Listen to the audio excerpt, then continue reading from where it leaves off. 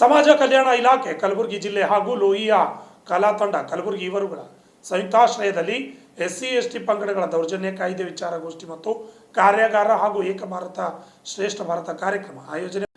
ಕಲಬುರಗಿ ನಗರದ doctor SM. Pandit ರಂಗಮಂದಿರದಲ್ಲಿ ಸಮಾಜ ಕಲ್ಯಾಣ ಇಲಾಖೆ ಕಲಬುರಗಿ ಜಿಲ್ಲೆ ಹಾಗೂ ಲೋಹಿಯ ಕಲಾ ತಂಡ ಕಲಬುರಗಿ ಇವರುಗಳ ಸಂಯುಕ್ತ ಆಶ್ರಯದಲ್ಲಿ ಎಸ್ಸಿ ಎಸ್ಟಿ ಪಂಗಡಗಳ ದೌರ್ಜನ್ಯ ಕಾಯ್ದೆ ವಿಚಾರಗೋಷ್ಠಿ ಮತ್ತು ಕಾರ್ಯಾಗಾರ ಮತ್ತು ಏಕ ಭಾರತ ಶ್ರೇಷ್ಠ ಭಾರತ ಕಾರ್ಯಕ್ರಮಕ್ಕೆ ಸಮಾಜ ಕಲ್ಯಾಣ ಇಲಾಖೆ ಜಂಟಿ ನಿರ್ದೇಶಕರಾದ ಪ್ರೀತಿ ಚಂದ್ರಶೇಖರ್ ಹಾಗೂ ಡಾಕ್ಟರ್ ಜಿ ಗೋಪಾಲರಾವ್ ಅವರು ತಮಟೆ ಬಾರಿಸುವ ಮೂಲಕ ಉದ್ಘಾಟನೆಯನ್ನು ಮಾಡಿದರು. ಈ ಕಾರ್ಯಕ್ರಮ ಉದ್ದೇಶಿಸಿ ಪ್ರೀತಿ ಚಂದ್ರಶೇಖರ್ ಹಾಗೂ ಡಾಕ್ಟರ್ ಗೋಪಾಲರಾವ್ ಮತ್ತು ಎ.ಬಿ. ಹೊಸಮನಿ ಅವರು ಕಾರ್ಯಕ್ರಮವನ್ನು ಉದ್ದೇಶಿಸಿ ಮಾತನಾಡಿದರು. ಸ್ವಲ್ಪ ಜನ ತುಂಬಿದೆ, ಆದರೂ ಪರವಾಗಿಲ್ಲ. ಇಲ್ಲಿ ಇದು ತಾವು ಏನೋ ತಿಳ್ಕೊಂಡಿದ್ದೀರಾ, ಅದು ಇನ್ನಷ್ಟು ಜನಕ್ಕೆ ನೀವು ಮಾಹಿತಿಯನ್ನು ಕೊಡಿ. ಈಗ ನಮ್ಮ ಕಾರ್ಯಕ್ರಮಗಳು ಏನಿದ್ದಾವೆ ಆ್ಯಪ್ ಮೂಲಕನೇ ತಿಳ್ಕೊಬೋದಂತ. ಇಷ್ಟು ದಿನ ನಮಗೂ ಗೊತ್ತಿರಲಿಲ್ಲ. ಯಾರಾದರೂ ಬಂದು ನಮ್ಗೆ ಕೇಳಿದಾಗ ಬೇರೆ ಇಲಾಖೆಯಲ್ಲಿ ಏನು ಕಾರ್ಯಕ್ರಮ ಇದೆ ನಮಗೂ ಗೊತ್ತಿರಲಿಲ್ಲ. ಸೊ ಅದಕ್ಕೆ ನಾನು ನಮ್ಮ ಕಲಾ ತಂಡದವ್ರಿಗೆ ಹೇಳಿದ್ದೆ, ನಮಗೆ ಏನು ಸ್ಕೀಮ್ಸ್ ಇದ್ದಾವೆ ಎಸ್ಸಿ ಎಸ್ ಟಿಗಳಿಗೆ ಆ ಮಾಹಿತಿನ ನಮ್ಗೆ ಎಲ್ಲಿ ಕಾಣಬಹುದು ಅದನ್ನು ಸ್ವಲ್ಪ ಹುಡುಕಿ ಅಂದೆ ನಾನು. ಅದಕ್ಕೆ ಅವರು ಒಂದು ಆ್ಯಪೇ ಹುಡುಕ್ಬಿಟ್ಟಿದ್ದಾರೆ. ಅದು ಆ್ಯಪ್ ಇನ್ಸ್ಟಾಲ್ ಮಾಡ್ಕೊಂಡ್ಬಿಟ್ರೆ ನಮ್ಮ ರಾಜ್ಯದಲ್ಲಿ ಇರುವಂಥ ಸ್ಟೇಟ್ ಸ್ಕೀಮ್ಸ್ ಅಡಿ ಏನಿದ್ದಾವೆ ಮತ್ತು ಸೆಂಟ್ರಲ್ ಸ್ಕೀಮ್ಸ್ ಏನಿದ್ದಾವೆ, ಅಪ್ಲಿಕೇಶನ್ ಹೆಂಗೆ ಹಾಕ್ಕೋಬೇಕು ಅದೆಲ್ಲ ಮಾಹಿತಿ ಸಿಗುತ್ತೆ. ಇವತ್ತು ನಿಮ್ಗೆ ಅದು ಆ್ಯಪ್ ಬಗ್ಗೆ ಮಾಹಿತಿ ಸಿಕ್ಕಿದೆ, ಅದು ಎಷ್ಟು ಸಾಧ್ಯನೋ ಅಷ್ಟು ತಾವು ಪ್ರಚುರಪಡಿಸಿ. ಈಗ ಒಂದು ಗ್ರೂಪ್ನು ಕೂಡ ಕ್ರಿಯೇಟ್ ಮಾಡಿದ್ದೀವಿ. ಆ ಗ್ರೂಪ್ನಲ್ಲಿ ಕೆಲವೊಂದು ಮೆಂಬರ್ ಆ್ಯಡ್ ಮಾಡಿದ್ದೀವಿ. ಈಗ ಕೆಲವೊಂದು ಮುಖಂಡ್ರನ್ನ ಆ ಮಾಹಿತಿ ತೊಗೊಂಡು ತಮಗೆ ಪರಿಚಯ ಇರೋರಿಗೆಲ್ಲರಿಗೂ ಆ ಮಾಹಿತಿ ಶೇರ್ ಮಾಡಿದ್ರೆ ಎಷ್ಟೊಂದು ಜನಕ್ಕೆ ಅನುಕೂಲ ಆಗುತ್ತೆ. ಈಗ ಇನ್ನೊಂದು ಕ್ಯಾಸ್ಟ್ ರಿಲೇಟೆಡ್ ಸರ್ಟಿಫಿಕೇಟ್ ಬಗ್ಗೆ ತಾವು ಮಾಹಿತಿ ಕೇಳಿದ್ರಿ. ಕ್ಯಾಸ್ಟ್ ಸರ್ಟಿಫಿಕೇಟ್ ಈಗ ABCD ಅಂತ ಹೇಳಿ ಅದನ್ನು ನಾವು ಮೊದಲು ಯಾರಿಗೆ ಕ್ಯಾಸ್ಟ್ ಸರ್ಟಿಫಿಕೇಟ್ ತೊಗೊಂಡಿದ್ದೀರಾ ಅವರು ಹೊಸದಾಗಿ ತೊಗೊಳ್ಬೇಕಾಗತ್ತೆ. ಆ ಅಡಿಯಲ್ಲಿ ಇಷ್ಟು ದಿನ ಸಾಫ್ಟ್ವೇರ್ ಅಪ್ಡೇಟ್ ಆಗಿರಲಿಲ್ಲ ಅಂತ, ಈಗ ಸಾಫ್ಟ್ವೇರ್ ಸಪೋರ್ಟ್ ಮಾಡ್ತಾ ಇದೆ ಅಂತೆ. ಸೊ ಹಾಗಾಗಿ ತಾವು A ಕ್ಯಾಟಗರಿಯಲ್ಲಿ ಬರ್ತಿರೋ, Bದಲ್ಲಿ ಬರ್ತಿರೋ ಮತ್ತೊಂದು ಸಾರಿ ಅಪ್ಲಿಕೇಶನ್ ಹಾಕ್ಕೊಂಡು ಹೊಸ ಕಾಸ್ಟ್ ಸರ್ಟಿಫಿಕೇಟ್ ತೊಗೊಳ್ಳಿ. ಅದು ಈಗ ಸಿಸ್ಟಮ್ ಸಪೋರ್ಟ್ ಮಾಡ್ತಾ ಇದೆ ಅಂತ ನಾನು ಅದು ಕ್ಲಾರಿಫಿಕೇಶನ್ ತೊಗೊಂಡಿದ್ದೀನಿ. ಹೊಸದಾಗಿ ತಾವು ಕ್ಯಾಸ್ಟ್ ಸರ್ಟಿಫಿಕೇಟ್ ಅಪ್ಲೈ ಮಾಡಿ ಅದನ್ನು ತೊಗೊಳ್ಳಿ. ಯಾವುದೇ ಇದಕ್ಕಾದರೂ ತಾವು ಅಪ್ಲೈ ಮಾಡ್ಕೋಬೋದು, ಅದರಲ್ಲೇನೂ ತೊಂದರೆ ಇಲ್ಲ. ಈಗ ಮೊರಾರ್ಜಿ ದೇಸಾಯಿ ಅರ್ಜೆಂಟ್ ಇದೆ, ಎಲ್ಲ ಮಕ್ಕಳಿಗೆ ಅಪ್ಲಿಕೇಶನ್ ಹಾಕೋಬೇಕು. ಈಗ ಅದು ನೀಡಿದೆ, ಅಪ್ಲಿಕೇಶನ್ ಹಾಕ್ಕೊಳ್ಳಿ. ನಾವು ತಹಶೀಲ್ದಾರ್ ಆಫೀಸಿಗೂ ನಾನು ಮಾತಾಡ್ತೀನಿ. ಈಗ ಮಾತಾಡಿ ಈಗ ಏನು ಬರ್ತವೆ ಅಪ್ಲಿಕೇಶನ್ಸ್ ಅದನ್ನು ಕ್ಲಿಯರ್ ಮಾಡೋಕ್ಕೂ ನಾನು ಹೇಳ್ತೀನಂತೆ. ಈ ರೀತಿ ನಮ್ಮ ಇನ್ನೊಂದು ನೆಕ್ಸ್ಟ್ ಮತ್ತೆ ಸ್ವಲ್ಪದ್ರಲ್ಲೇ ನಾವು ಮತ್ತೊಂದು ಕಾರ್ಯಕ್ರಮನ ಹಮ್ಮಿಕೊಳ್ತೀವಿ. ಅವಾಗ ಹೆಚ್ಚು ಜನ ಬನ್ನಿರಿ, ಹೆಚ್ಚು ಜನ ಕರ್ಕೊಂಡು ಬನ್ನಿ. ನಿಮ್ಮ ಅಕ್ಕಪಕ್ಕದವರು ನಮಗೆಲ್ಲರೂ ಪರಿಚಯ ಇರಲ್ಲ, ಕೆಲವೊಂದು ಮುಖಂಡರಿಗೆ ಹೇಳ್ತೀವಿ. ನಮ್ಮ ಆಶಯ ಏನಂದ್ರೆ ನಿಮ್ಮ ಜೊತೆಗೆ ಇನ್ನೂ 10 ಜನನ ನೀವು ಅವೇರ್ನೆಸ್ ಬೆಳೆಸಿ ಅಂತೇಳಿ. ಇನ್ನೊಂದು ರಿಲೇಟೆಡ್ ಟು ಅಟ್ರಾಸಿಟಿ ಕೇಸ್ ಏನಾಗ್ತಾ ಇದೆ, ನಮ್ಮ ಮಾಹಿತಿ ಈಗ ಆಲ್ರೆಡಿ ಸಹಾಯಕ ನಿರ್ದೇಶಕರು ಹೇಳಿದರು, ಮಾಹಿತಿ ಬರೋದೇ ಲೇಟ್ ಆಗುತ್ತೆ. ಮಾಹಿತಿ ಬಂದು ಲೇಟಾಗಿ ಎಲ್ಲ ಒಂದು 10-15 ದಿನ ಕಳೆದ ಮೇಲೆ ಅವಾಗ ಹೋಗಿ ನಾವು ಸಾಂತ್ವನ ಹೇಳಿದ್ರೆ ಅದು ಪ್ರಯೋಜನ ಇಲ್ಲ. ಅದಕ್ಕೆ ನಾನೇನು ಮಾಡಿದೆ, ಈಗ ಹೊಸದಾಗಿ DCR ಸೆಲ್ಲೇ ಅದಕ್ಕೆ ನಾವು ಮಾಡಿದ್ದೀವಿ. DCR ಸೆಲ್ ಅವರಿಗೆ ನಾನು ಮಾತಾಡಿ ಏನೇ ಅಟ್ರಾಸಿಟಿ ಕೇಸ್ ಆಗಲಿ ಒಂದು ವಾಟ್ಸಪ್ ಗ್ರೂಪ್ ಕ್ರಿಯೇಟ್ ಮಾಡ್ಕೊಂಡಿದ್ದೀವಿ. ನಮ್ಮ ತಾಲೂಕು ಆಫೀಸರ್ಸು ನಾವಿದ್ದೀವಿ. ಇಮಿಡಿಯೇಟ್ ನಿಮ್ಮ ಮೆಸೇಜ್ ಬಂದ ತಕ್ಷಣ ನಮಗೆ ಮೆಸೇಜ್ ಹಾಕಿ. ಆ ಗ್ರೂಪ್ನಲ್ಲಿರೋಂಥ ನಮ್ಮ ಸಹಾಯಕ ನಿರ್ದೇಶಕರು ಆಯಾ ತಾಲೂಕಿನವರು ಇಮಿಡಿಯೇಟ್ ಅಟೆಂಡ್ ಮಾಡ್ತಾರೆ ಅಂತ ಹೇಳಿದ್ದೀವಿ. ಆ ರೀತಿ ನಾನು ಇಮಿಡಿಯೇಟ್ ರೆಸ್ಪಾಂಡ್ ಮಾಡೋಕ್ಕೆ ಒಂದು ವೇದಿಕೆಯನ್ನು ಕಲ್ಪಿಸ್ಕೊಟ್ಟಿದ್ದೀನಿ ವಾಟ್ಸಪ್ ಗ್ರೂಪ್ ಮುಖಾಂತರ. ಸೊ ಅದರಲ್ಲಿ ಇನ್ನೂ ಯಾರಾದರೂ ಮುಖಂಡರು ಆ್ಯಡ್ ಮಾಡೋಕ್ಕೆ ಇಂಟ್ರೆಸ್ಟ್ ಇದ್ದರೆ ಅವ್ರನ್ನೂ ಆ್ಯಡ್ ಮಾಡ್ಕೊಳ್ತೀನಿ. ತಮಗೂ ಮಾಹಿತಿ ಸಿಗುತ್ತೆ. ಯಾಕಂದ್ರೆ ತಾವು ಸಾರ್ವಜನಿಕ ಸೇವೆಯಲ್ಲಿ ಇನ್ವಾಲ್ವ್ ಆಗಿರ್ತೀರಿ. ತಮಗೆ ಪಕ್ಕದ ಮನೆಯವರೇ ಇರ್ತಾರೆ, ತಮಗೇನೋ 1-2 ಕಿಲೋಮೀಟ್ರ್ನಲ್ಲಿ ರೀಚ್ ಆಗೋಂಗಿರುತ್ತೆ. ತಾವು ಹೋಗಿ ಅದರಲ್ಲಿ ನಿಮ್ಮ ಸಾರ್ವಜನಿಕ ಸೇವೆಯನ್ನು ನೀವು ಸಲ್ಲಿಸ್ಬೋದು. ತಮಗೂ ಇಂಟ್ರೆಸ್ಟ್ ಇದ್ದರೆ ಆ ಗ್ರೂಪ್ನಲ್ಲಿ ತಮಗೂ ಆ್ಯಡ್ ಮಾಡ್ಕೊಳ್ತೀನಿ. ಅಲ್ಲಿ ನಮ್ಮ ಜಿಲ್ಲೆಯಲ್ಲಿ ಎಲ್ಲೇ ಅಟ್ರಾಸಿಟಿ ಕೇಸ್ ಆದರೂ ಇಮಿಡಿಯೇಟ್ ಇನ್ಫಾರ್ಮೇಷನ್ ಬರೋಂಗೆ ಒಂದು ಪ್ಲ್ಯಾಟ್ಫಾರ್ಮ್ ಕ್ರಿಯೇಟ್ ಮಾಡ್ಕೊಂಡಿದ್ವಿ. ಆ ಮಾಹಿತಿನೂ ತಮಗೆ ಕೊಡ್ತೀನಂತೆ. ತಮಗೇನಾದರೂ ಇದ್ದರೆ ನನಗೆ ಆಫೀಸ್ನಲ್ಲಿ ಅವೈಲೇಬಲ್ ಇದ್ದಾಗ ನನಗೆ ಇಲ್ಲ ಕಾಲ್ ಮಾಡಿ. ಕೆಲವೊಂದು ಸರಿ ಮೀಟಿಂಗ್ನಲ್ಲಿದ್ದಾಗ ಕಾಲ್ ರಿಸೀವ್ ಮಾಡಲ್ಲ, ತಪ್ಪು ತಿಳ್ಕೊಬೇಡಿ. ಆಮೇಲೆ ನಾನು ನೋಡಿಬಿಟ್ಟು ಯಾರದೇ ಮಿಸ್ ಕಾಲ್ ಇರಲಿ ತಿರುಗಿ ಕಾಲ್ ಮಾಡಿರ್ತೀನಿ. ಆಫೀಸ್ನಲ್ಲಿದ್ದಾಗ ನೀವು ಬಂದು ನನಗೇನಾದರೂ ಮಾತಾಡಿ. ನಮ್ಮ ಅಲೆಮಾರಿ ಜನಾಂಗದವ್ರು ಬರ್ತಾ ಇರ್ತಾರೆ ಪದೇ. ಅವರು ನಾನೀಗಾಗಲೇ ಬೆಂಗಳೂರಲ್ಲಿದ್ದಾಗ ಅಲೆಮಾರಿ ಜನಾಂಗಕ್ಕೊಂದು ಕೆಲಸ ಮಾಡಿದ್ವಿ ಮಣಿವಣ್ಣನ್ ಸರ್ ನೇತೃತ್ವದಲ್ಲಿ. ಒಂದು ಹಕ್ಕಿ ಪಿಕ್ಕಿ ಕಾಲನಿ ಅಂತಲೇ ಬನ್ನೇರ್ಘಟ್ಟದಲ್ಲಿ ನಾವು ರೆಡಿ ಮಾಡಿದ್ವಿ. ಅಲ್ಲಿ ಮೂಲಭೂತ ಸೌಕರ್ಯ, ಅಲ್ಲಿ ಹಕ್ಕಿ ಪಿಕ್ಕಿಗಳಿಗೆ ಎಲ್ಲರಿಗೂ ಮನೆಗಳು, ರೋಡು, ಒಂದು ಅಂಗನವಾಡಿ, ಒಂದು ನ್ಯಾಯಬೆಲೆ ಅಂಗಡಿ, ಒಂದು ಸ್ಕೂಲು, ಎಲ್ಲ ರೀತಿ ಸೌಕರ್ಯವನ್ನು ನಾವು ಮಾಡಿದ್ವಿ. ಇಲ್ಲಿ ಹೊಸ್ತಾ ಬಂದಾಗ ಈ ಪಂಡಿತ್ ಅವರೆಲ್ಲ ಬಂದರು. ನಾನು ಅದನ್ನೇ ಹೇಳಿದೆ, ಅಲ್ಲಿ ಒಂದು ಮಾಡೆಲ್ ಇದನ್ನೇ ರೆಡಿ ಮಾಡಿದ್ದೀವಿ, ಅದೇ ಥರ ಇಲ್ಲಿನ ಇಂಪ್ಲಿಮೆಂಟ್ ಮಾಡೋಣ. ಸೊ ಅದಕ್ಕೆ ನಾವೇನು ಬೇಕು, ನಾವು ನಮ್ಮ MLAಗಳು ಅವರಿಗೆಲ್ಲ ನಾವು ಕಮ್ಯುನಿಕೇಟ್ ಮಾಡ್ಕೊಳ್ಳೋಣ ಅಂತ ನಾವು ಆಲ್ರೆಡಿ ಅವ್ರ ಜೊತೆ ಹಲವಾರು ಬಾರಿ ಇದ್ರ ಬಗ್ಗೆ ಡಿಸ್ಕಸ್ ಮಾಡಿದ್ದೀವಿ. ಸೊ ಈಗ ನಮ್ಮ ಕೈಯಿಂದ ಏನಾಗುತ್ತೋ ನಾನು ಇಲ್ಲಿ ಇರೋವರೆಗೂ ನಮ್ಮ ಸಮಾಜ ಕಲ್ಯಾಣ ಇಲಾಖೆಯಿಂದ ಏನು ಅನುಕೂಲತೆಗಳು ಮಾಡಬೇಕು ಅದನ್ನೆಲ್ಲ ಮಾಡ್ತೀನಿ. ಇಷ್ಟು ಹೇಳಿ ನನ್ನ ಮಾತುಗಳು ಮುಗಿಸ್ತೀನಿ. ಧನ್ಯವಾದಗಳು. ವಸ್ತಿ ಅದ, ಅದು ಎಲ್ಲದರ ಬಗ್ಗೆ ಸರಿಯಾದ ಮಾಹಿತಿ ಕೊಡಬೇಕು ಅನ್ನುವಂಥ ಒಂದು ಉದ್ದೇಶ ಇಟ್ಟುಕೊಂಡು ಆ ಉದ್ದೇಶದ ಮೂಲಕ ಈ ಕಾರ್ಯಕ್ರಮ ನಿರ್ವಹಣೆ ಮಾಡ್ತಾ ಇದ್ದಾರೆ. ಇಲ್ಲಿ ವಿಶೇಷವಾಗಿ ಏನಿದೆ ಅಂದರೆ ಎಲ್ಲ ಹಿಂದಿದ್ದಂಥ ಎಲ್ಲ ಸರ್ಕಾರಗಳು ಬಹುತೇಕ ಹೆಚ್ಚು ಕಮ್ಮಿ ಎಲ್ಲ SC ST ಅಭಿವೃದ್ಧಿ ಬಗ್ಗೆ ಸಾಕಷ್ಟು ಕೆಲಸಗಳು ಮಾಡಿ ಅಭಿವೃದ್ಧಿ ಸಾಧಿಸುವಂಥ ಅವಕಾಶಗಳು SC ST ಜನಾಂಗಕ್ಕೆ ಒದಗಿ ಬಂದು, ಆದರೆ ಇತ್ತೀಚಿನ ದಿನಗಳಲ್ಲಿ ಇವೆಲ್ಲ ಕುಂಠಿತಗೊಳ್ತಾ ಇವೆ. ಇದನ್ನು ನೇರವಾಗಿ ಹೇಳಬೇಕು.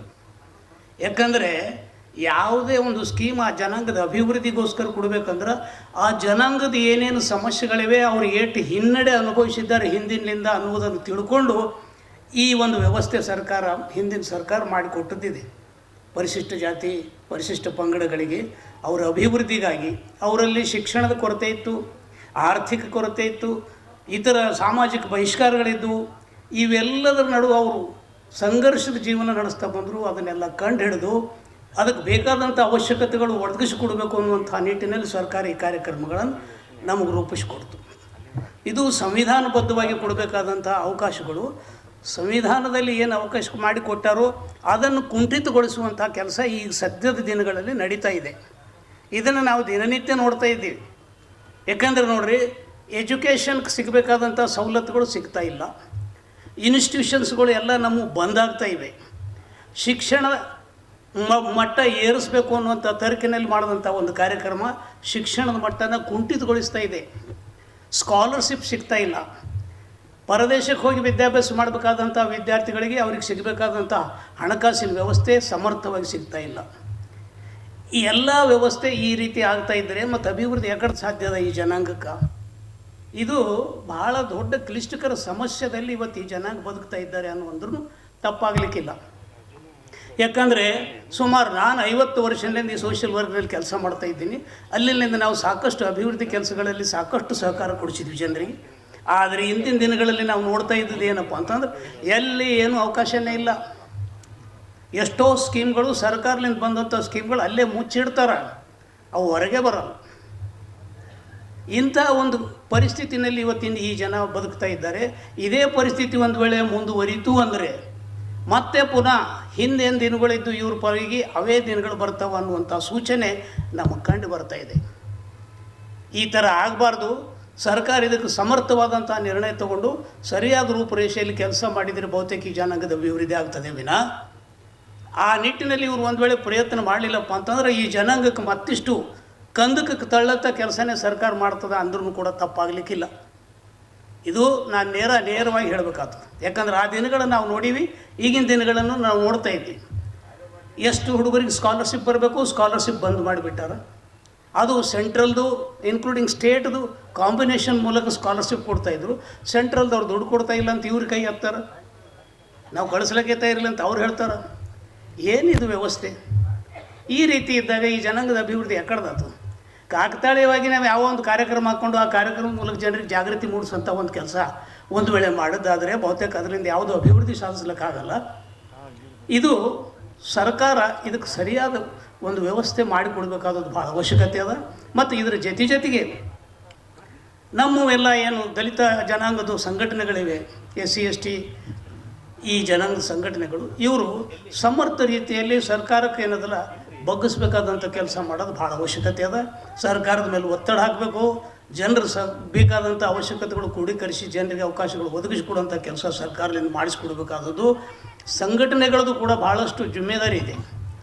ನಾವು ಸಂಘಟನೆಗಳು ಕಟ್ಕೊಂಡು ಯಾವ ನಿಟ್ಟಿನಲ್ಲಿ ಪ್ರಯತ್ನ ಮಾಡಬೇಕು ಅನ್ನುವಂಥ ನಿಟ್ಟಿನಲ್ಲಿ ಪ್ರಯತ್ನ ಮಾಡಿ SC ಮತ್ತು ST ಪಂಗಡಗಳ ದೌರ್ಜನ್ಯ ಅಧಿನಿಯಮ 2015 ಮತ್ತು 1995, ನಾಗರಿಕ ಹಕ್ಕು ರಕ್ಷಣಾ ಕಾಯ್ದೆ 1955ರ ಬಗ್ಗೆ SC ಮತ್ತು ST ಕೇಂದ್ರ ಮತ್ತು ರಾಜ್ಯ ಸರ್ಕಾರದ ಯೋಜನೆಗಳ ಬಗ್ಗೆ ಕಲಬುರಗಿ ಜಿಲ್ಲಾ ಮಟ್ಟದ ಒಂದು ಜಾಗೃತಿ ಮೂಡಿಸ್ತಕ್ಕಂಥ ಅರಿವು ಕಾರ್ಯಕ್ರಮವನ್ನು ಉದ್ಘಾಟನೆ ಮಾಡಿರ್ತಕ್ಕಂಥ ನಮ್ಮ ಹಿರಿಯ ಸೋದರಂತ ಡಾಕ್ಟರ್ G. ಗೋಪಾಲ್ರವರೇ, ಈ ಒಂದು ಕಾರ್ಯಕ್ರಮದಲ್ಲಿ ಘನ ಉಪಸ್ಥಿತರಾಗಿರ್ತಕ್ಕಂಥ ಮಾನ್ಯ ಸಮಾಜ ಕಲ್ಯಾಣ ಇಲಾಖೆ ಜಂಟಿ ನಿರ್ದೇಶಕರಾದ ಶ್ರೀಮತಿ ಪ್ರೀತಿ ಚಂದ್ರಶೇಖರ್ ಅವರೇ, ಅದೇ ರೀತಿಯಾಗಿ ತಾಲೂಕು ಸಮಾಜ ಕಲ್ಯಾಣಾಧಿಕಾರಿಗಳಾಗಿರ್ತಕ್ಕಂಥ ಶ್ರೀ ವಿಜಯಕುಮಾರ್ ಪುನಾರಸ್ ಅವರೇ ಮತ್ತು ವೇದಿಕೆ ಮೇಲೆ ಇರ್ತಕ್ಕಂಥ ಎಲ್ಲ ಗಣ್ಯ ವ್ಯಕ್ತಿಗಳೇ, ಈ ಒಂದು ಅರಿವು ಕಾರ್ಯಕ್ರಮದ ಜೊತೆಗೇನೆ ಒಂದು ಏಕ್ ಭಾರತ್ ಶ್ರೇಷ್ಠ ಭಾರತ್ ಅಂತಕ್ಕಂಥ ಒಂದು ನಾಟಕವನ್ನು ಕೂಡ ಹಮ್ಮಿಕೊಂಡಿದ್ದಾರೆ. ಭಾಳ ಸಂತೋಷದ ವಿಷಯ. ನಾವು ಡಾಕ್ಟರ್ ಜಿ ಗೋಪಾಲ್ ಅವರು 10:30ಕ್ಕೆ ಬಂದಿವಿ. ಇಲ್ಲಿ ಬಂದು ನೋಡಿದಾಗ ಯಾರೂ ಇರಲಿಲ್ಲ, ಕಲಾ ತಂಡದವರಿದ್ದರು. ಮತ್ತು ನಮ್ಮ ಏನು ಇಂಡಿಯನ್ ಟೈಮ್ ಇದೆ 10:30 ಅಂದಮೇಲೆ 11:00 ಬರ್ತಾರೆ, 12:00 ಬರ್ತಾರೆ, ಹಿಂಗೆಲ್ಲ ನಡೀತಾ ಇದೆ. ನಮ್ಮ ಮೇಡಮ್ನವ್ರು ಬಂದರು, ಕಾರ್ಯಕ್ರಮ ಪ್ರಾರಂಭ ಆಯಿತು. ಭಾಳ ಸಂತೋಷದ ವಿಷಯ. ಈಗಾಗಲೇ ಉದ್ಘಾಟಕರು ತಮ್ಮ ಭಾಷಣದಲ್ಲಿ ಎಲ್ಲ ಸಂಕ್ಷಿಪ್ತವಾಗಿ ವಿವರಣೆಯನ್ನು ನೀಡಿದ್ದಾರೆ. ಬಂಧುಗಳೇ, ಭಾರತ ಸಂವಿಧಾನದಲ್ಲಿ ಡಾಕ್ಟರ್ ಬಾಬಾ ಸಾಹೇಬ್ ಅಂಬೇಡ್ಕರ್ ಅವರು ಏನು ಅಸ್ಪೃಶ್ಯತೆ ಕಾಯ್ದೆ ಏನಿದೆ, ಪ್ರಿವೆನ್ಷನ್ ಆಫ್ ಅಟ್ರಾಸಿಟಿ ಆ್ಯಕ್ಟ್ 1989, ಅದಕ್ಕಿಂತ ಮುಂಚಿತವಾಗಿ ಸಿವಿಲ್ ರೈಟ್ಸ್ ಅಂತಕ್ಕಂಥ ಒಂದು ಕಾಯ್ದೆ ಇತ್ತು. ಅದನ್ನು ತೆಗೆದು 1989ರ ಕಾಯ್ದೆಯನ್ನು ಮಾಡಿದರು. ಅದಾದ ನಂತರ ದಿನಗಳಲ್ಲಿ ಅದಕ್ಕೆ ತಿದ್ದುಪಡಿ ತಂದು 1955ರ ಕಾಯ್ದೆಯನ್ನು ತಂದರು. ಈಗ ಅಟ್ರಾಸಿಟಿ ದೌರ್ಜನ್ಯ ಕಾಯ್ದೆಯಲ್ಲಿ ಭಾಳಷ್ಟು ವಿಧಗಳಾಗಿವೆ. ಇವತ್ತು ಆ ಕೇಸ್ ಮಾಡಿರ್ತಕ್ಕಂಥ ಒಂದು ನೊಂದ ವ್ಯಕ್ತಿಗಳು ಏನಿರ್ತಾರೆ ಅವ್ರ ವಿರುದ್ಧ ಮತ್ತೆ ಷಡ್ಯಂತ್ರಗಳು, ಮತ್ತು ಅವರಿಗೆ ಸಿಗಬೇಕಾದಂಥ ಸವಲತ್ತುಗಳು, ಇವತ್ತು ಪರಿಹಾರ ಆಗಿರ್ಬೋದು, ಮತ್ತೆ ನೊಂದ ಕುಟುಂಬದವರಿಗೆ ಏನು ಉದ್ಯೋಗಾವಕಾಶ ಇರ್ಬೋದು, ಇನ್ನಿತರ ಎಲ್ಲ ರಕ್ಷಣೆ ಆಗಿರ್ಬೋದು, ಆ ಒಂದು ಶ್ರೇಷ್ಠವಾದಂಥ ಕಾನೂನು ತಂದಿರೋದಕ್ಕೆ ಕೆಲವೊಬ್ಬರು ಪಿತೂರಿಯನ್ನು ನಡೆಸಿ ಪೊಲೀಸರಿಗೆ ಕಟ್ಟಿಕೊಂಡು ಒಂದು ಕೌಂಟರ್ ಕೇಸನ್ನು ಮಾಡಿಸಿ ಇವರಿಗೆ ತೊಂದರೆ ಕೊಡ್ತಕ್ಕಂಥ ಕೆಲಸವ ಇತ್ತೀಚೆಗೆ ನಡೀತಾ ಇದೆ. ನಾವು ಭಾಳಷ್ಟು ಪ್ರಕರಣಗಳಲ್ಲಿ ಮಾನ್ಯ ಜಿಲ್ಲಾಧಿಕಾರಿಗಳ ಗಮನಕ್ಕೆ ತಂದಿದ್ದೀವಿ. ಆಮೇಲೆ ಜಿಲ್ಲಾ ರಕ್ಷಣಾಧಿಕಾರಿಗಳ ಗಮನಕ್ಕೆ ತರ್ತೀವಿ. ಒಂದು ಸುಪ್ರೀಂ ಕೋರ್ಟಲ್ಲಿ ಒಂದು ತೀರ್ಪಾಗಿದೆ, ಮತ್ತೆ ತಮ್ಮ ಹಂತದಲ್ಲೇ ಬಗೆಹರಿತು ಅಂತಂತಂದರೆ ಇಲ್ಲೇ ಇರುತ್ತೆ. ಈಗ ಒಂದು ಉದಾಹರಣೆ ಹೇಳ್ತಾ ಇದ್ದೀನಿ. 2012ರಲ್ಲಿ ಏನು ಪ್ರಕರಣ ಪ್ರಾರಂಭ ಆಗಿತ್ತು, ಅದು 2025ರವರೆಗೂ ಕೂಡ ಇನ್ನೂ ಸಮಸ್ಯೆ ಬಗೆಹರಿದಿಲ್ಲ. ಸಿಂಧಿಗೆಯಲ್ಲಿ ದೌರ್ಜನ್ಯ ಪ್ರಕರಣ ಆಗಿತ್ತು, ಅದು ಇನ್ನೂ ಬಗೆಹರಿಲಾರ ಸಲುವಾಗಿ ನಾವು ಏನು ಹೈಕೋರ್ಟಿಗೆ ಹೋಗಿದ್ವಿ. ಹೈಕೋರ್ಟ್ನಲ್ಲಿ ಆರ್ಡರ್ ಮಾಡಿದೆ, ಜಿಲ್ಲಾಧಿಕಾರಿಗಳು ಮಾಡ್ಲಿಕ್ಕೆ ಇಲ್ಲ. ನಾವು ಕೊನೆಗೆ ಕಂಟೆಂಪ್ಟ್ ಹಾಕಿದ್ದೀವಿ, ಅದನ್ನು ಕೂಡ ಇನ್ನೂ ಇತ್ಯರ್ಥ ಆಗ್ತಿಲ್ಲ. ಇಂಥ ಸಮಸ್ಯೆಗಳನ್ನು ಇಮಿಡಿಯೇಟ್ ಆಗಿ ಜಿಲ್ಲಾ ಉಸ್ತುವಾರಿ ಸಚಿವರಾಗಿರ್ಬೋದು, ಆಮೇಲೆ ಅಲ್ಲಿನ ಶಾಸಕರಾಗಿರ್ಬೋದು, ಜಿಲ್ಲಾ ಸಮಾಜ ಕಲ್ಯಾಣಾಧಿಕಾರಿ ಆಗಿರ್ಬೋದು, ತಾಲೂಕು ಸಮಾಜ ಕಲ್ಯಾಣಾಧಿಕಾರಿ ಮುತುವರ್ಜಿ ವಹಿಸಬೇಕು. ಎಲ್ಲ ವಿದ್ಯಾರ್ಥಿಗಳಿಗೆ ಅನ್ನ ನೀಡ್ತಕ್ಕಂಥ ಅಧಿಕಾರಿಗಳು ತಾವು ತಮ್ಮ ಒಂದು ಅನ್ನದಿಂದ ಅವರು ಒಳ್ಳೆಯ ಶಿಕ್ಷಣವನ್ನು ಪಡೆದು ಒಳ್ಳೊಳ್ಳೆ ಹುದ್ದೆಗೆ ಹೋಗಿ ಅವರು ತಮ್ಮ ಜೀವನವನ್ನು ರೂಪಿಸ್ಕೊಳ್ತಕ್ಕಂಥ ಒಂದು ಇಲಾಖೆ ಅಂತಂದರೆ ಅದು ಸಮಾಜ ಕಲ್ಯಾಣ ಇಲಾಖೆ. ತಮಗೆ ಒಳ್ಳೆಯ ಏನಂತಂದರೆ ಅವರ ಆಶೀರ್ವಾದ ಆಗ್ತದೆ, ವಿದ್ಯಾರ್ಥಿಗಳ ಆಶೀರ್ವಾದ ಆಗ್ತದೆ, ಒಳ್ಳೆಯ ಒಂದು ರೀತಿಯ ಬೆಳವಣಿಗೆ ಆಗ್ತದೆ. ಅದಕ್ಕಾಗಿ ತಾವು ಇಂಥ ಕಾರ್ಯಕ್ರಮಗಳನ್ನು ಅರಿವು ಮೂಡಿಸ್ತಕ್ಕಂಥ ಕಾರ್ಯಕ್ರಮ. Bureau report RJ32 Kannada news, Kalaburagi.